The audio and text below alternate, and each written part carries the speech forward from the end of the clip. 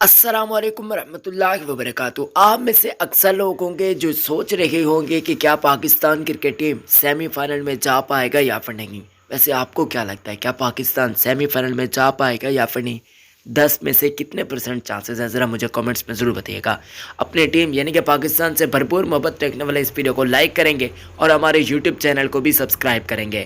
فائدہ پاکستان کو بہت بڑا ہوا ہے۔ ابھی جو میچ ختم ہو چکا ہے زمبابوے بامقابلہ ساؤتھ افریقہ، جو کہ ڈرا کی صورت میں ختم ہوا ہے اور دونوں ٹیمز کو ایک ایک پوائنٹ دیے گئے ہیں۔ اگر آج افریقی ٹیم کو 2 پوائنٹس مل جاتے تو پاکستان کے لیے خطرناک صورتحال ہو جاتی، پھر پاکستان کو اگلے تمام ہی مقابلے جیتنے پڑتے ہیں۔ ویسے ابھی بھی یہی صورتحال ہے، مگر ابھی گھبرانے کی اتنی کوشش آپ کو نہیں کرنی چاہیے، کیونکہ پاکستان سیمی فائنل میں جا سکتا ہے، لیکن ان کا مقابلہ افریقہ کے ساتھ بڑا کڑاکے دار ہونا چاہیے۔ بھارت کے لیے معاملہ آسان ہو چکا ہے، بھارت اب ایسے سمجھے کہ سیمی فائنل میں جا رہا ہے، کیونکہ آگے آسان حریف ہے، نیدرلینڈ ہے، زمبابوے ہے۔